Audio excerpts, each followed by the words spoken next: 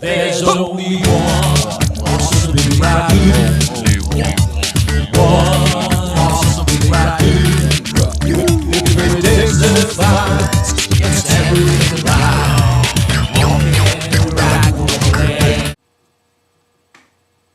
Hey, well, it's Friday again there, and it's October 9th and all that. And I'm trying to shoot all these videos and get them knocked out before a wife gets home. And I got to do stuff. Anyway, this one I want to do the fight on December 2nd, upcoming fight there between Bernard Hopkins and Enrique Ornelas. I think that's right. I don't know how to pronounce his last name. Anyway, I'm doing this as kind of like a two-parter because I'm going to do the Roy Jones Jr., Danny Green. I think that's going to be the tougher fight. Anyway, get this, break it down for the fighters, give my prediction. It's not going to be that hard. So, coming into this, there's really not a lot of tape on Enrique. So kind of hard to watch him. I've seen the fighters he's lost to, Sam Solomon, Marco Antonio Rubio. Those guys. He's a middleweight. He's lost every top-notch fighter he's fought. He's never fought at light heavyweight, stepping up to the light heavyweight division. Oh, by the way, he's 29 years old, 29-5. One of those losses coming by knockout, and 19 knockouts, and he's at about a 57 or 56% knockout ratio. So, he has some power, but he's never fought world-class guys. Sorry. And the guys he's fought that's been almost world-class, he's lost. Like I said, he lost Sam Solomon. He lost to Marco Antonio Rubio, who lost to Pavlik by knockout. He got knocked out by Cruz in 2004. He's never beat a top guy. He sparred a lot of guys. He sparred Mosley. He sparred Alfonso Gomez. All those guys, that went on to lose after they sparred with him. He's not fast enough to bottle up B-HOP. He's 6'1". He has a 72-inch reach, which isn't that great for being 6'1". 72 inches isn't. I mean, I'm 5'10", almost 5'11". Give me 5'11", man. But I have a 76, almost 77-inch reach. So when you start talking about these, the fighters he's fought, his abilities, he's a decent fighter. But he's going against Bernard Hopkins, switch over, who is going to be in the Hall of Fame. The one advantage he has on Bernard Hopkins is he's only 29 years old. But at 29, he may be older body-wise at 29 than Bernard Hopkins is at Moses' age.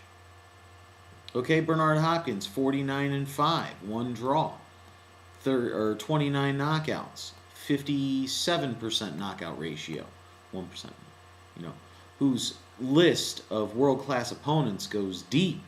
I mean, even now we're talking. You see, Glenn Johnson. Glenn Johnson just fought, and he's fighting Dawson. He's still thing in the cruiserweight division. Yeah, he knocked him out. Yeah, that's right. Check it up. I think 1997.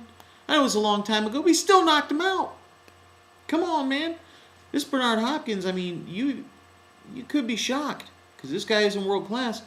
Hopkins could get him out of there, just like he got Tito out of there, just like he got De La Hoya out of there in his prime. I mean, just like he got Glenn Johnson out of there.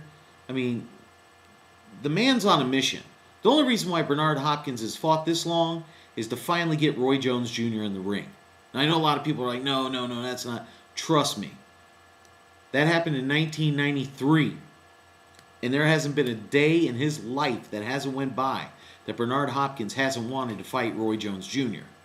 Bernard Hopkins has fought or forgot more about boxing than this Enrique Ornelas will ever know. He looks great at the heavier weight at 170, 178. Hopkins looks great at that weight. He has that great defense, that Philly D, the way he rolls, the way he has that shoulder. And I mean, when you look at, and when I say, he's forgot more about fighting, Bernard Hopkins has fought 396 rounds of fighting. compared to only 174 professional rounds of fighting that Ornelas has. Okay? I mean, the dude is schooled in ways of boxing that Ornelas will just never know because he's never going to be good enough to fight those kind of fighters. You know what I mean? And beat them. His quality of opposition is top notch. There's nothing, and Bernard Hopkins does have a 3-inch reach advantage. Did I say that already? They're both 6'1". Anyway. His stamina, his boxing ability, there's no weaknesses. Maybe his age or fighting Calzaghe. But I mean, aside from that, and I think he won the first Taylor fight, and the second Taylor fight was a jobber thing anyway. Anyway, he's got very good power. If you look at B-HOP before he started fighting pure top of the line opponents, he was vicious, man. He was Executioner for a reason. So there's nothing that B-HOP can't do. He can box you. He can play D and counter. He can push the pace. He can bang. I mean, and do I think this fight will go the distance, I guess is what we're getting to. And Bernard tuning up for Roy Jones Jr. I mean, a lot of Bernard's fights lately do go the distance because he just likes to physically whip you for 12 rounds, and I think that's probably what we're going to see again. I think Bernard can knock him out. Oh, yeah. But I don't think he will. I think this will go the distance. And Bernard will put on an absolute clinic. You know, he will expose every weakness that Ornelas has, and you know, he's going to send the message to Roy Jones, come next year, if you get by Danny Green, I'm going to lay a beat down on you, man. I'm going to lay a 16-year-old beat down and waiting. He's been waiting for this. So, there you have it. That's my prediction. Bernard Hopkins over Enrique Ornelas, and it will be a unanimous decision. All right. Well, it's been the Bigragu. I'm out.